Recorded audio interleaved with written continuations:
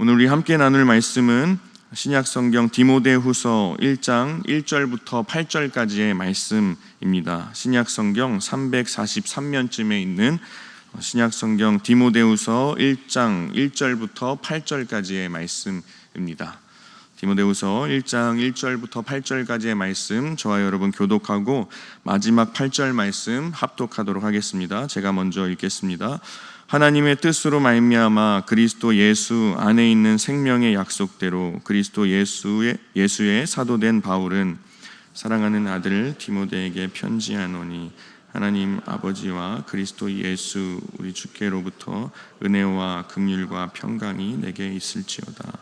내가 밤낮 간구하는 가운데 쉬지 않고 너를 생각하여 정결한 양심으로 조상적부터 섬겨오는 하나님께 감사하고 내 눈물을 생각하여 너 보기를 원함은 내 기쁨이 가득하게 하려 함이니 이는 내 속에 거짓이 없는 믿음이 있음을 생각함이라. 이 믿음은 먼저 내 외조모 로이스와 내 어머니 유니게 속에 있더니 내 속에도 있는 줄을 확신하노라. 그러므로 내가 나의 안수함으로 내 속에 있는 하나님의 은사로 다시 부를 듯하게 하기 위하여 너로 생각하게 하노니 하나님이 우리에게 주신 것은 두려워하는 마음이 아니요 오직 능력과 사랑과 절제하는 마음이니. 함께 읽겠습니다. 그러므로 너는 내가 우리 주를 증언함과 또는 주를 위하여 갇힌 자 된 나를 부끄러워하지 말고 오직 하나님의 능력을 따라 복음과 함께 고난을 받으라. 아멘. 우리 이 시간 다시 부릴 듯하게 하기 위하여라는 제목으로 함께 말씀 나누길 원합니다. 오늘 우리가 읽은 이 디모데후서의 말씀은 사도 바울이 죽음을 앞두고 기록한 글입니다. 디모데에게 보내는 이 편지를 쓸 때에 사도 바울은 2차 투옥되어 있던 상황이었습니다. 우리가 성경 말씀을 통하여서 일반적으로 사도 바울의 선교 여행은 3차에 걸쳐서 이루어졌다라고 우리는 이해하고 있는데, 오늘 우리가 읽은 이 디모데후서의 말씀, 이 말씀의 배경, 사도 바울이 2차로 투옥된 상황을 통해서 사도 바울의 선교 여행이 4차까지 있었다라고 추정하게 됩니다. 사도행전에서 마지막에 보면은 사도 바울이 로마 감옥에 갇히는 상황 가운데 놓여 있는 것을 우리는 발견할 수 있습니다. 물론 로마 감옥 이전에 빌립보나 예루살렘이나 가이사랴에서 감옥에 갇히게 된 일들이 사도 바울 가운데 나타나지만, 우리는 이 사도행전의 가장 마지막 부분 로마 감옥에 갇히게 된 것을 사도 바울의 1차 투옥이라고 합니다. 그리고 이 1차 투옥에서 나와서 다시 한번 네 번째 선교 여행을 떠나고 그 후에 이제 2차로 투옥된 상황이 오늘 말씀의 배경입니다. 습하고 굉장히 차갑고 빛도 잘 들어오지 않는 그 지하 감옥에 갇혀서 이제 사형 집행만을 남겨둔 상황 가운데 마지막으로 죽음을 직감한 채로 자신의 유언적인 글을 남겼던 말씀이 바로 이 디모데후서, 이 서신입니다. 사도 바울이 자신의 죽음을 직전에 두고 기록한 유언적인 글이라고 말할 수 있습니다. 여러분, 당시 사도 바울이 투옥되었던 곳으로 추정되는 감옥은 로마의 마에르틴 감옥이라고 합니다. 로마에서 가장 악명이 높은 감옥 중에 하나였다라고 하는데, 이 감옥은 지하 감옥이었고 지하 감옥에서도 상층과 하층으로 분류되어 있던 감옥이라고 합니다. 물론 이 사도 바울은 하층에 갇혀 있었고, 이 하층은 물이 채워진 채로 또는 습한 상태로 굉장히 위생적으로도 좋지 않은 상황 가운데 있었고, 이 감옥에는 상층을 향한 구멍 하나만 뚫려 있었기 때문에 빛도 잘 들어오지 않는 참 열악한 곳이었다고 합니다. 또 당시의 시대적으로는 어떠했냐면, 이 네로 황제가 로마를 통치하면서 기독교를 탄압하는 가운데 있었습니다. 또 로마에서 발생한 대규모 화재의 원인을 기독교인들에게로 돌리면서 이 기독교인들을 참 박해하고 가혹한 처벌을 가했던 상황 가운데 놓여 있었습니다. 그래서 당시 기독교인들은 굉장히 소수의 소외된 사람들의 집단이었고, 그 당시에는 이단들이 기세가 등등해져서 이제 사도 바울의 가르침을 버리고 배교하는 모습들이 굉장히 많이 나타났습니다. 이처럼 이 그리스도인들의 사면초가 또 기독교가 완전히 질이 멸렬한 상황 가운데 놓여 있을 때에 이 사도 바울이 자신의 유언과도 같은 글을 감옥에서 써내려갔던 것입니다. 디모데 전서와 마찬가지로 디모데 후서를 통해 이 디모데에게 강하고 견고하고 또 용감하여 이 복음을 지키고 복음에 거하고 이 복음을 전할 것을 강하게 권면하고 전하고 있습니다. 여러분, 그러나 이 유언적인 글이 비단 당시의 디모데에게뿐만 적용되는 것이 아니라 이 시대를 살아가는 우리에게도 주어진 말씀인 줄 믿습니다. 디모데 후서의 마지막 말씀인 4장 22절의 말씀을 보면 나는 주께서 내 심령에 함께 계시기를 바라노니 은혜가 너희와 함께 있을지어다. 이렇게 복수 형태로 표현된 것을 우리는 발견할 수 있습니다. 사도 바울은 1차적으로는 당연히 디모데에게 이 편지가 전달될 것을 알고 있었습니다. 그리고 2차적으로는 당시 에베소 지역의 그 교인들에게 이 편지가, 이 서신이 회람되고 또 낭독될 것을 예상하고 있었습니다. 그리고 더 나아가서는 자신의 이 편지가 후대의 모든 그리스도인들에게 읽힐 것을 예상하고 이 글을 남긴 것이라 우리는 생각할 수 있습니다. 그래서 이 말씀을 우리는 날마다 기억하면서 2000년 전과 같이 오늘날도 어떠합니까? 마찬가지로 신앙적인 배교가 정말 많이 일어나는 시대 가운데 우리는 살아가고 있지 않습니까? 또 도덕적으로 윤리적으로도 혼란스러운 시기 가운데 살아가고 있는 우리에게 이 사도 바울이 울리는 경종과도 같은 말씀, 그리고 격려이자 명령과도 같은 말씀이라고 우리가 여기며, 먼저는 우리 성도로서 각자 나 한 사람의 경건을 위하여서, 좀 더 나아가서는 우리의 경건을 위하여서, 더 나아가서는 이 세대의 경건을 위하여서 우리가 날마다 힘쓰며 살아갈 수 있기를 간절히 소망합니다. 이 사도 바울이 편지 서두 이후에 이제 디모데에게 계속해서 이 사명을 감당할 수 있도록 격려하고 있습니다. 디모데후서에서는 명령형의 문법들, 이 표현들이 굉장히 많이 나타나는데 그 첫 번째 명령이 바로 오늘 우리가 읽은 8절 말씀에 나타납니다. 부끄러워하지 말고 고난을 받으라. 사실 헬라어로 살펴보게 되면 뒤에 나오는 고난을 받으라 라는 말씀이 온전한 명령형으로 쓰여졌습니다. 복음과 함께 고난을 받으라 라고 말하고 있습니다. 그리고 6절 말씀에 보면 하나님의 은사라는 표현이 나타나고 있고, 그리고 우리가 이전에 디모데전서 4장 14절 말씀에도 우리가 살펴본 것처럼 내 속에 있는 은사라는 말이 나오게 됩니다. 디모데에게 하나님의 은사가 임했는데 그 은사는 안수받을 때 임했다라고 말하고 있습니다. 디모데전서나 디모데후서를 통해서 살펴보면 사실은 이 디모데에게 임한 하나님의 은사가 어떤 은사였는지 자세하게 나타나 있지는 않습니다. 명확하게 언급되어 있지는 않습니다. 그러나 우리는 디모데의 이 은사가 디모데의 사역과 관련된 은사였다라는 것을 생각할 수 있습니다. 그래서 조금 더 건전하게 우리가 이 은사에 대해서 생각해 볼 때에 이 은사가 디모데에게 주어진 하나님의 사역과 그 사역을 감당할 수 있는 힘과 능력이라고 우리는 생각하고 이해해 볼 수 있을 것입니다.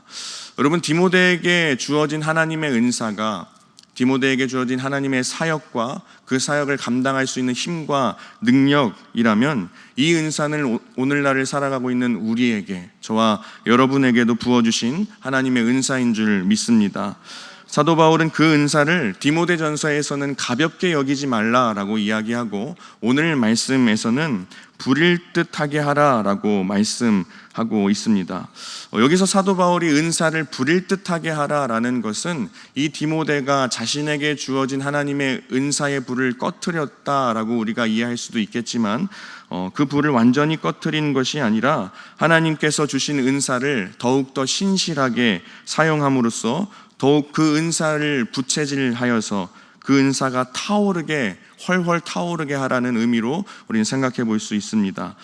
사도 바울이 디모데에게 말한 것처럼 우리 각자에게 주신 하나님의 은사에 바람을 불고 더 부채질하여서 그 은사가 더 뜨겁게 타오르는 삶을 우리 또한 살아가야 할 줄 믿습니다. 우리에게 부어주신 은혜가, 우리에게 허락하신 그 은사가 뜨겁게 타올라서 하나님께서 원하시는 사역을 감당할 수 있는 저와 여러분 될 수 있길 간절히 소망합니다. 여러분, 그런데 이 디모데라는 사람은 사실은 연소하고 건강도 허약했으며 굉장히 수줍음이 많고 민감했던 사람이었습니다. 이런 사람들은 하나님의 사역을 감당하다 보면 순간순간 자신에게 주어진 이 사역의, 이 사명의 책임이 뭔가 무겁게 느껴지고 버겁게 느껴질 때가 있습니다. 그리고 그로 인하여서 두려움을 느낄 때가 참 많이 있습니다. 그래서 그것을 알고 사도 바울이 7절 말씀을 통해 디모데에게, 또 오늘날을 살아가고 있는 우리에게 말씀을 전합니다. 7절 말씀입니다. 하나님이 우리에게 주신 것은 두려워하는 마음이 아니요 오직 능력과 사랑과 절제하는 마음이니. 여러분, 여기서 마음이라는 단어가 2번이나 표현되었는데 사실 이 마음이라는 단어를 헬라어로 찾아보게 되면 푸뉴마라는 표현으로 사용했습니다. 그리고 이 푸뉴마를 해석한 영어 성경을 찾아보게 되면 스피릿으로 번역하게 된 것을 우리는 발견할 수 있습니다. 그리고 이 7절 말씀을 세번역 성경으로 살펴보게 되면 이렇게 말하고 있습니다. 하나님께서는 우리에게 비겁함의 영을 주신 것이 아니라 능력과 사랑과 절제의 영을 주셨습니다. 따라서 이 7절에서 나오는 두려움이라는 것은 단순히 우리가 감정적으로 느낄 수 있는 두려움이 아니라 이 두려움은 영적인 문제의 두려움이라는 것입니다.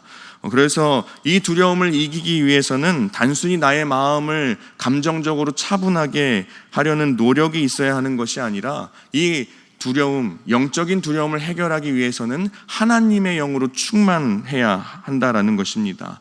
하나님의 영, 다시 말해서 우리가 성령으로 충만해야 한다라는 것입니다. 우리가 하나님의 영으로 살아갈 때에, 우리가 성령으로 충만할 때에 모든 두려움을 이기게 될 줄 믿습니다. 7절 말씀을 다시 한번 보면 사도 바울은 능력과 사랑과 절제를 강조하고 있습니다. 사역을 감당하는 사람들은 하나님께서 자신의 사역 가운데 능력을 부어주실 것을 확신하고 하나님의 사역을 감당할 수 있어야 합니다. 또한 자기 주장이나 자기 영광을 위하여서 사역하는 것이 아니라 우리의 모든 사역의 동기는 사랑이 되어야 합니다. 그리고 절제의 미덕을 잃지 않아야 하고 공경하는 태도로 우리의 사역을 감당할 수 있어야 합니다. 이 사도 바울이 말한 3가지의 미덕이 저와 여러분들 가운데 조화롭게 이루어질 수 있기를 간절히 소망합니다. 이어서 다시 한번 8절 말씀을 보면 8절 말씀에서 사도 바울은 디모데의 책임에 대해서 말하고 있습니다. 8절 말씀을 다시 한번 제가 읽겠습니다. 그러므로 너는 내가 우리 주를 증언함과 또는 주를 위하여서 갇힌 자 된 나를 부끄러워하지 말고 오직 하나님의 능력을 따라 복음과 함께 고난을 받으라. 여러분, 디모데뿐만 아니라 모든 그리스도인들이 주를 증언하도록 부르심을 받은 것입니다. 주를 증언한다는 것은 무엇입니까?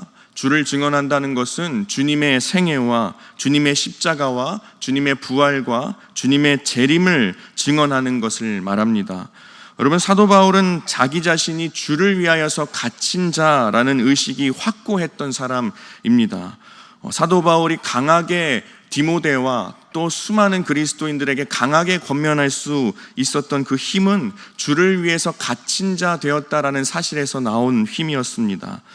사도 바울은 겉으로 보기에는 당시의 네로 황제의 힘과 권력에 의하여서 감옥에 갇혀 있었지만 사도 바울 그 자신은 예수 그리스도의 힘 때문에 감옥에 갇혔다라고 이야기합니다. 그렇기 때문에 사도 바울은 네로 안에 내가 갇혔다라고 이야기하지 않고 주 안에 내가 갇혔다라고 고백하면서 살아갑니다. 사도 바울은 지금 감옥에 갇혀 있는 것이 어떤 자신에게 주어진 징벌이 아니라 특권이라고 고백하고 있습니다. 그렇기 때문에 사도 바울은 디모데에게도 복음과 함께 고난을 받으라고 강력하게 촉구하고 있는 것입니다. 여기서 사도 바울은 부끄러워하지 말고 라는 표현을 사용합니다.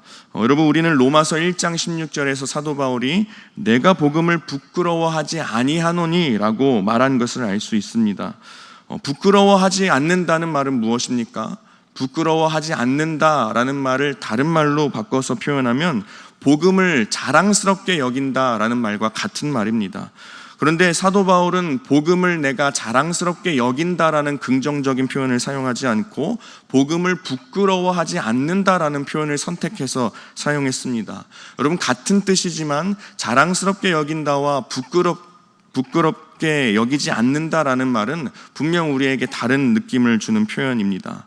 여러분, 왜 이렇게 사도 바울이 긍정적인 표현이 아니라 부정적이고 소극적인 표현을 사용했겠습니까? 여러분, 사도 바울은 알고 있었던 것입니다. 복음이 당시 세상의 기준으로 볼 때에 부끄러운 것으로 여겨질 수도 있었다는 것을 이해하고 알고 있었던 것입니다. 그래서 당시 시대를 살아가던 그리스도인들이 복음을 부끄러워하는 유혹을 당하고 있는 것을 알고 또 이해했던 것입니다. 사도 바울 본인 자신은 이 복음을 부끄러워하지 않았지만 자신조차도 그 유혹에서 완전히 자유로울 수는 없었을 것입니다. 디모데에게도 복음을 부끄러워하지 말고 또 주 안에 갇힌 나 사도 바울을 부끄러워하지 말라라고 이야기했던 것은 이 디모데가 목회자였고 당시 하나님의 사역을 감당하고 있었던 사람임에도 불구하고 복음을 부끄러워할 수 있는 유혹 가운데 빠질 수도 있다라는 것을 알고 이해했기 때문입니다. 사랑하는 우리 성도 여러분, 우리는 살아가면서 복음을 부끄러워하게 되는 유혹 가운데 참 많이 빠질 때가 있습니다.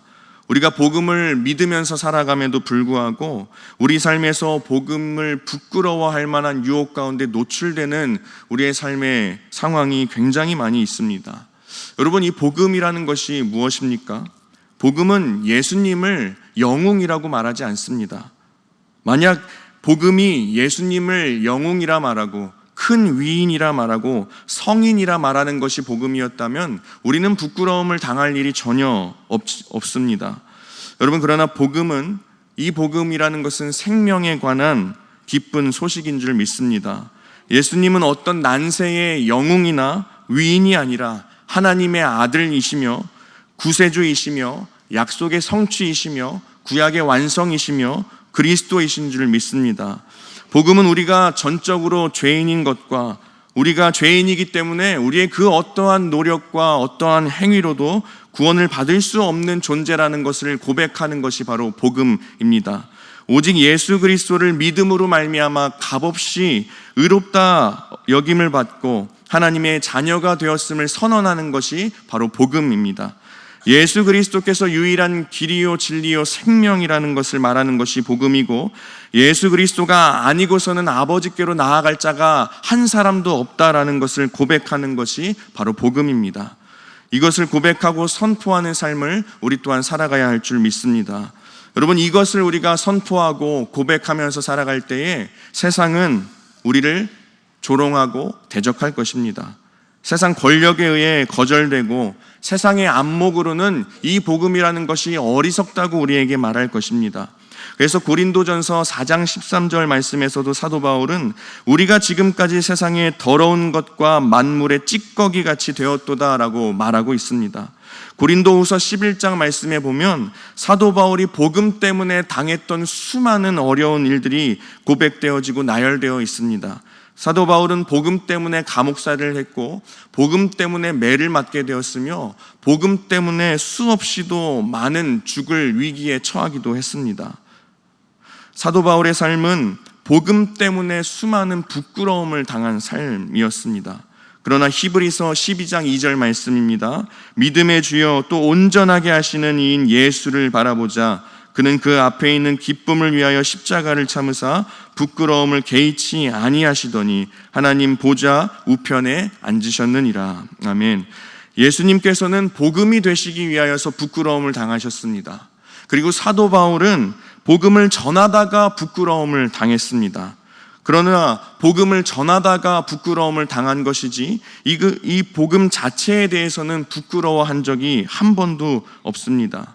우리 사랑하는 성도 여러분, 우리가 진실로 부끄러워해야 하는 것은 우리가 주를 위하여서 갇힌 적이 없었다라는 것과 주와 복음을 자랑하기 위하여서 부끄러움을 당한 적이 없다는 사실을 우리가 부끄러워하면서 살아가야 할 줄 믿습니다. 우리가 이 부끄러움을 알 때에 부끄럽지 않게 살아갈 수 있게 될 줄 믿습니다. 말씀을 마무리하려 합니다. 사랑하는 우리 성도 여러분, 우리는 사도 바울의 인격과 신앙을 본받기를 원해야 합니다. 단순히 사도 바울이 다메섹에서 체험했던 그 체험이 우리에게도 임하게 하여 주시옵소서라고 그 체험만을 원하면서 살아가는 우리의 삶이 아니라, 사도 바울이 그 일평생을 복음을 위하여서 인생을 바치고 복음을 지키고 전하기 위하여서 일평생 달려갔던 것처럼, 우리 또한 이미 우리에게 주어진 그 하나님의 은사, 다시 말해서 하나님께서 허락하신 우리의 사역과 그 사역을 감당할 수 있는 힘과 능력을 날마다 기억하며 또 성령으로 충만하여 우리 마음과 열정이 다시 불일 듯하게 하여 복음의 삶과 십자가의 길을 따라 나아가야 할 줄 믿습니다. 그래서 나를 통하여서 다른 사람들에게 내가 체험이 되도록 나의 삶을 이끌어갈 수 있어야 할 줄 믿습니다. 복음으로 살아가는 나의 삶을 통하여서 다른 사람들이 정말 하나님이 살아계시는구나, 이 고난 가운데도 저렇게 살아갈 수 있구나 라고 느끼게 할 수 있는 그런 삶, 다른 이들에게 체험을 주는 신앙으로 살아가는 저와 여러분 될 수 있길 간절히 소망합니다. 여러분, 디모데와 같이 여러 가지 한계와 연약함이 우리 가운데 있을지라도, 약점이 있을지라도, 여러분, 디모데 한 사람, 그 연약한 한 사람이 정결한 사람이 되었을 때에 하나님께서 그 당신의 능력을 디모데 가운데 마음껏 부어주셨던 것처럼, 우리가 하나님을 전적으로 의지하며 살아갈 때에 하나님께서 일하시는 통로로서의 역할을 우리가 감당할 수 있게 될 줄 믿습니다. 할렐루야. 우리 함께 기도하시겠습니다. 우리 이 시간 말씀을 기억하면서 하나님께서 주신 복음을 우리가 늘 지키며 살아갈 수 있도록, 또 복음을 부끄러워할 수 있는 수많은 유혹 속에 우리가 살아가지만 복음을 지키다가 부끄러움을 당할지언정 복음 자체는 부끄러워하지 않으며 살아갈 수 있도록, 또 많은 이들에게 체험의 통로가 될 수 있도록, 하나님의 능력의 통로로 살아갈 수 있도록, 또 이외에 하나님 앞에 가지고 나오신 여러분들의 많은 기도 제목을 놓고 우리 주님의 이름 한번 부르고 함께 기도하시겠습니다.